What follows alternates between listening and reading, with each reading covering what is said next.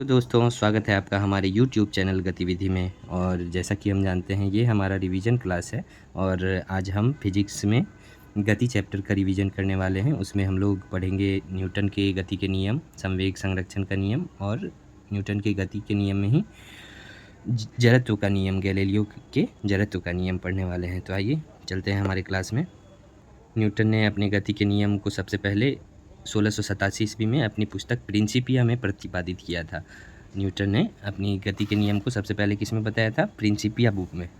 और न्यूटन के गति का पहला नियम क्या है कि यदि कोई वस्तु विरामावस्था में है तो वह विरामावस्था में ही रहेगी, और यदि कोई वस्तु एक समान गति की अवस्था में है तो वह गतिशील अवस्था में ही रहना चाहेगी जब तक कि उस पर कोई बाह्य बल का प्रयोग ना किया जाए। तो न्यूटन की गति के नियम को समझ गए कि यदि कोई वस्तु स्थिर अवस्था में है तो वह स्थिर अवस्था में ही रहना पसंद करती है, और गतिशील अवस्था में है यदि कोई वस्तु तो वह गतिशील अवस्था में रहना पसंद करती है। वैसे तो न्यूटन के इस फर्स्ट गति के नियम के बारे में न्यूटन ने 1687 ईस्वी में बताया, लेकिन उससे पहले ही गैलीलियो द्वारा इस बात को पहले ही बता दिया गया था। यहाँ ध्यान रखने वाली बात यह है कि दोनों के रूल में, जैसे गैलीलियो का रूल भी यही कहता है, गैलीलियो का जड़त्व नियम भी यही कहता है कि स्थिर वस्तु स्थिर अवस्था में रहना चाहती है और गतिशील वस्तु गति की अवस्था में रहना चाहती है।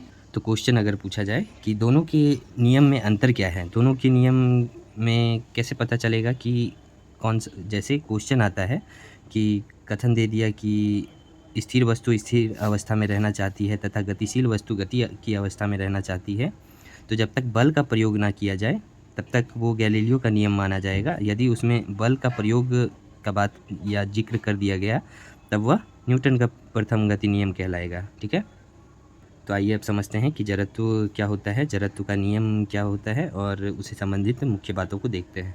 तो जड़त्व शब्द की उत्पत्ति जड़ता से हुई है, जिसका अर्थ होता है स्थिरता या अपरिवर्तनीयता, और जड़त्व के नियम का प्रतिपादन गैलीलियो द्वारा किया गया था। जड़त्व का नियम भी वही कहता है, जैसे स्थिर वस्तु स्थिर अवस्था में रहना चाहती है और गतिशील वस्तु गति की अवस्था में रहना चाहती है।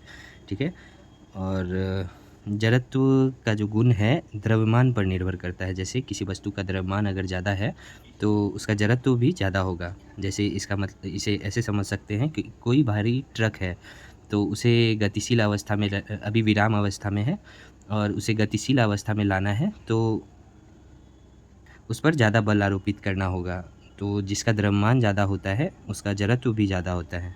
और न्यूटन के गति के प्रथम नियम को ही जड़त्व का नियम भी कहा जाता है। ठीक है, और न्यूटन के गति के प्रथम नियम में कहा गया है कि बल वह भौतिक राशि है जो स्थिर वस्तु को गतिशील अवस्था में तथा गतिशील वस्तु को स्थिर अवस्था में लाता है या लाने की चेष्टा करता है। तो हमने न्यूटन के गति के नियम, बल की परिभाषा और जड़त्व के नियम को पढ़ लिया और अच्छे से समझ भी लिया है। चलिए अब समझते हैं कि जड़त्व के प्रकार कितने होते हैं और जड़त्व के कौन कौन से प्रकार हैं। तो जड़त्व के 3 प्रकार होते हैं। सबसे पहले एक होता है विराम का जड़त्व, और दूसरा होता है गति का जड़त्व, और तीसरा होता है दिशा का जड़त्व। तो विराम का जड़त्व क्या होता है कि वस्तु का वह गुण जिसके कारण वह अपनी विरामावस्था में होने वाले परिवर्तन का विरोध करती है, जैसे उसे विराम का जड़त्व कहा जाता है। इसका एग्जाम्पल देख सकते हैं कि जैसे कोई बस जो है अचानक से चलने लगी और बस में बैठे यात्री पीछे की ओर गिरने लगते हैं। इसका कारण यह है कि बस अथवा रेलगाड़ी के अचानक चलने पर यात्री के शरीर का निचला भाग जो कि बस या रेलगाड़ी के संपर्क में है शीघ्र ही बस अथवा रेलगाड़ी के साथ गति की अवस्था में आ जाता है, परंतु शरीर का ऊपरी भाग जो है बस या रेलगाड़ी के संपर्क में नहीं आता है। अपने विराम के जड़त्व के कारण विराम अवस्था में ही रहना पसंद करती है, जिस कारण से कि यात्री पीछे की ओर गिर पड़ते हैं। इसका और उदाहरण है जैसे कांच की ग्लास पर गोली मारने पर छोटा सा छिद्र होता है, जबकि पत्थर मारने पर कांच की ग्लास चकनाचूर हो जाता है। इसका कारण ये है कि जैसे किसी वस्तु पर कम समय के लिए बल लगाया जा रहा है यहाँ, और पत्थर के द्वारा ग्लास पर अधिक समय के लिए बल लगता है, अधिक क्षेत्रफल पर बल लगता है, इस वजह से ग्लास चकनाचूर हो जाता है। या इसका और उदाहरण देखें तो पेड़ की लगी पत्तियाँ को, अगर पेड़ की डाली को हिलाते हैं तो पत्ती नीचे की तरफ गिरने लगती है, ये भी विराम का जड़त्व है। या तो फिर कंबल को डंडे से मारे तो उसके धूल कण जो है अचानक से बाहर हमें दिखते हैं, तो ये सब विराम का जड़त्व का उदाहरण है। ठीक है, अब हम गति के जड़त्व को देखने वाले हैं। तो सेम वैसे ही जैसे वस्तु विरामावस्था में थी तो विरामावस्था में ही रहना चाह रही थी, तो वैसे ही कोई वस्तु गतिशील अवस्था में है। अगर कोई गतिशील अवस्था में कोई वस्तु है तो वह गति की ही अवस्था में रहना पसंद करेगी। जैसे इसका एग्जाम्पल देखते हैं कि चलती हुई बस के अचानक रुक जाने पर उसमें बैठे यात्री आगे की ओर झुक जाते हैं। इसका कारण यह है कि चलती हुई बस या रेलगाड़ी में यात्री भी गाड़ी की चाल से ही गति करता है। बस या रेलगाड़ी के अचानक रुकने पर यात्री के शरीर का निचला भाग, जो कि गाड़ी के संपर्क में रहता है, गाड़ी के साथ तेज़ी से रुक जाता है, परंतु शरीर का ऊपरी भाग जो है जड़त्व के कारण उसकी चाल से गति करता रहता है। इसी कारण से यात्री आगे की ओर झुक जाता है। दैनिक जीवन में भी हम लोग इसका उपयोग देखते हैं कि जैसे बस की छत पर रखे, बस का जहाँ हम लोग सामान रखते हैं, बस की छत पर रखे सामान को रस्सी से बांध देते हैं। इसका कारण यह है कि जब बस चलती है और अचानक रुक जाती है तो बस की छत पर रखा हुआ सामान गति के जड़त्व के कारण आगे की ओर गति करता है, इसलिए सामान अचानक से गिर जाता है। इसलिए उसकी सुरक्षा के लिए रस्सी से बांध दिया जाता है ना। तो हमने देखा विराम का जड़त्व क्या होता है और गति का जड़त्व क्या होता है। अब देखते हैं दिशा का जड़त्व क्या होता है। जैसे हमने अभी देखा कि विराम का जड़त्व विराम अवस्था में रहने के कारण होता है और गति का जड़त्व गति की अवस्था में रहने के कारण होता है। वैसे ही दिशा का जड़त्व वस्तु का वह गुण है जिस कारण से वह अपनी गति की दिशा में होने वाले परिवर्तन का विरोध करती है। इसका एग्जाम्पल देखेंगे तो समझ में आ जाएगा। इसका एग्जाम्पल है जैसे कोई बस या गाड़ी तेज़ी से चल रही है और उसे वक्राकार मोड़ पर मुड़ना पड़ता है, तो यात्री मोड़ के केंद्र से बाहर की ओर झुक जाते हैं। इसका कारण यह है कि जब तेज़ गति से चलती बस या गाड़ी मोड़ पर मुड़ती है तो उसमें बैठे यात्री दिशा के जड़त्व के कारण पहली दिशा में ही गति करते रहते हैं, जिस कारण से मोड़ के केंद्र से बाहर की ओर झुक जाते हैं। इसका और एक एग्जाम्पल है कि यदि पत्थर की डोरी से बांध के किसी पत्थर को डोरी से बांध के यदि हम घुमाते हैं तो पत्थर को जब अचानक से रोक दिया जाए तो पत्थर जो है स्पर्श रेखा की दिशा में गति करता है। इसका भी यही कारण है। इसका कारण यह है कि वृत्तीय पथ पर किसी भी बिंदु पर पत्थर की चाल स्पर्श रेखीय दिशा होती है। डोरी के तनाव के कारण उस पर वृत्तीय गति प्रदान करती है। डोरी के टूटने पर डोरी का तनाव शून्य हो जाता है, जिस कारण से अगर अचानक से घूमते हुए पत्थर को अगर रोका जाए तो जैसे डोरी अभी ऐसे घूम रही है, अचानक से रोक दिया जाए अगर, तो डोरी सीधा स्पर्श रेखा की तरफ बाहर आ जाएगा। ठीक है, आई होप आपको समझ में आ गया हो कि दिशा का जड़त्व क्या होता है। इससे रिलेटेड कुछ क्वेश्चन प्रीवियस ईयर में आए हुए हैं, उसे देख लेते हैं। कि क्वेश्चन है कि जब एक समान चाल से चलती हुई गाड़ी में बैठा व्यक्ति सिक्का उछालता है तो सिक्का उसके हाथ में ही गिरता है। तो इसे हम समझ सकते हैं कि क्यों होता है ऐसा। जैसे कोई गाड़ी एक समान चाल से चल रही है और उसमें बैठा हुआ व्यक्ति और गाड़ी दोनों अभी गति की अवस्था में है, और जब हम सिक्का उछालते हैं तो सिक्का भी गति की अवस्था में आ जाती है। तो इसी कारण से सिक्का व्यक्ति के हाथ में आके ही गिरता है, इधर उधर नहीं गिरता है। अगर असमान चाल हो, जैसे गाड़ी की चाल अचानक से कम हो जाए तो सिक्का आगे या पीछे गिर जाएगा। दूसरा एग्जाम्पल ये है कि कांच की गिलास पर गोली मारने पर छोटा सा छिद्र होता है, जबकि पत्थर मारने पर कांच की गिलास चकनाचूर हो जाती है। इसका भी कारण यही है कि यहाँ भी जड़त्व का नियम लग रहा है। ठीक है, अब हम लोग संवेग मोमेंटम को देख लेते हैं क्या होता है। तो इसे हम लोग ऐसे समझते हैं कि जब कोई वस्तु किसी दूसरे वस्तु पर बल आरोपित करे, या जब कोई वस्तु किसी दूसरे वस्तु पर बल आरोपित करते हैं तो कुछ बातों पर निर्भर करता है, जो कि जैसे गति पर निर्भर करता है, उसके द्रव्यमान पर निर्भर करता है। कैसे निर्भर करता है तो आइए देखते हैं। जैसे गति पे कैसे निर्भर करता है, मान लीजिए कोई कार ए है, कोई कार बी है। कार ए जो है 20 मीटर प्रति सेकंड की स्पीड से जा रही है और कोई व्यक्ति खड़ा है गोलू, और वो कार उसे टक्कर मारती है। और कोई कार बी है, वो 40 मीटर प्रति सेकंड की स्पीड से जा रही है और फिर दूसरे व्यक्ति गौतम को टक्कर मारती है। तो ज़्यादा किसे चोट पहुंचेगा? गौतम को पहुंचेगा। तो यहाँ बल का प्रभाव सबसे ज़्यादा किस पे दिख रहा है? गौतम पे। इसी तरह द्रव्यमान पे भी निर्भर करता है। जैसे कोई साइकिल है, वो 40 मीटर प्रति सेकंड की रफ्तार से गोलू की तरफ आ रहा है और उसे धक्का दे, और वहीं कोई कार 40 मीटर प्रति सेम स्पीड से आए और गौतम को धक्का दे, तो यहाँ भी किसे ज़्यादा चोट लगेगा? कोई साइकिल से टकराए और उसी गति से कोई ट्रक से टकराए या कार से टकराए, तो कार वाले को ज़्यादा चोट लगेगा, है ना?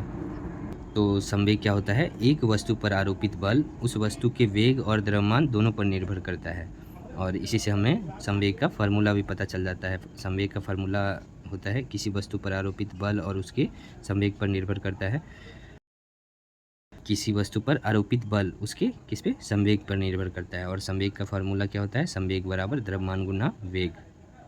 यहाँ संवेग मोमेंटम को p द्वारा दर्शाते हैं, और द्रव्यमान को m द्वारा, और वेग को वेलोसिटी v द्वारा, ठीक है। और संवेग का SI यूनिट यही मास का kg में, और वेग को मीटर प्रति सेकंड में लिखते हैं, इसलिए इसका वीमा हो जाता है mL/-1, ठीक है।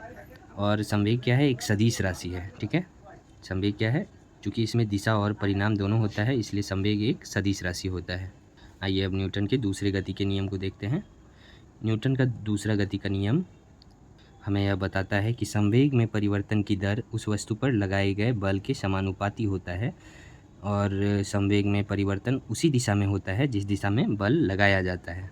तो हमने अभी संवेग को समझा था कि संवेग में क्या क्या होता है? द्रव्यमान पर निर्भर करता है और बल पर वेग पर निर्भर करता है। तो इसका एग्जाम्पल देख लेते हैं। जैसे कोई वस्तु है तो उसका द्रव्यमान मान लेते हैं m है, और उसका प्रारंभिक वेग u द्वारा डिनोट करते हैं, और उस पर कोई बल लग रहा है फोर्स F, और उसका अंतिम वेग v, और समय को t द्वारा दर्शाते हैं। जैसे कोई वस्तु है, उसका वेग जो है u है और उसका द्रव्यमान m है, तो उसका संवेग क्या होगा? mu, और वहीं उसका अंतिम वेग क्या होगा? अंतिम संवेग क्या होगा? mv। तो संवेग में परिवर्तन की दर mv माइनस mu/t होता है, और इसी से हमें बल की परिभाषा भी, बल की सूत्र भी मिल जाती है। तो फोर्स यानी बल की सूत्र क्या होती है? m इंटू ए, मास इंटू एसिलरेशन, मतलब त्वरण। तो त्वरण के बारे में तो हम लोगों ने पढ़ा ही है।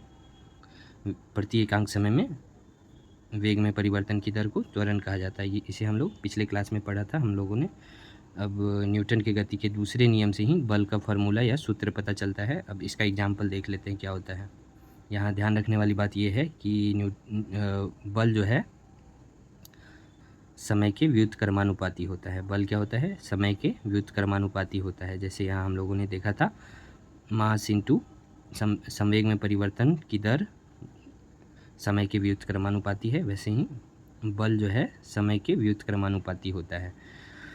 इसका एग्जाम्पल से समझ सकते हैं कि जैसे कोई क्रिकेटर है, वो बॉल को कैच कर रहा है, तो जितना हाथ पीछे लाता है, जितना समय बढ़ाता है, तो उसे कम चोट लगता है। तो समय जितना ज़्यादा लगा, बल का प्रभाव उतना ही कम दिखा, और समय जितना कम लगेगा, बल का प्रभाव उतना ही ज़्यादा दिखेगा। इसका एग्जाम्पल हमने देखा कि क्रिकेटर है, कोई गेंद को कैच करते समय खिलाड़ी अपने हाथ को पीछे खींचता है। जब ऐसा होता है कि जब क्रिकेट मैदान में खिलाड़ी कैच लेते हैं ना, तो गेंद द्वारा हाथों पर धक्का या बल लगता है, और उसका संवेग शून्य हो जाता है। उंगलियों के द्वारा जो बॉल पकड़ा जाता है, तो ज़्यादा समय तक रोक के रखा जाता है, क्योंकि उस पर बल का प्रभाव कम दिखे। तो हमने न्यूटन के दूसरे गति के नियम को पढ़ लिया। अब आइए तीसरे गति के नियम को पढ़ते हैं। न्यूटन के तीसरा गति नियम क्या कहता है? कि प्रत्येक क्रिया के बराबर तथा विपरीत दिशा में प्रतिक्रिया होती है। जैसे न्यूटन का जो तीसरा नियम है, बलों के बीच संबंध बताता है। जैसे कोई दो वस्तु है, तो दोनों वस्तु एक दूसरे पर बल लगाते हैं, तो क्रिया और प्रतिक्रिया दो वस्तुओं पर होता है, ठीक है। और क्रिया और प्रतिक्रिया दोनों विपरीत दिशा में होती है, और इन दोनों का परिमाण जो होता है ना, बराबर होता है, एक दूसरे के बराबर होता है। इसका एग्जाम्पल है कि किसी व्यक्ति द्वारा किनारे पर लगी नाव से कूदने पर व्यक्ति आगे की तरफ जाता है, तो नाव पीछे की तरफ जाता है। और इसका एग्जाम्पल है रॉकेट प्रणोदन, और इसका एग्जाम्पल है घोड़ा के द्वारा गाड़ी का खींचना। घोड़ा आगे की तरफ जाता है, तो अपने पैर से वो ज़मीन पर पीछे की तरफ धक्का देता है, इस वजह से आगे जा पाता है, ठीक है।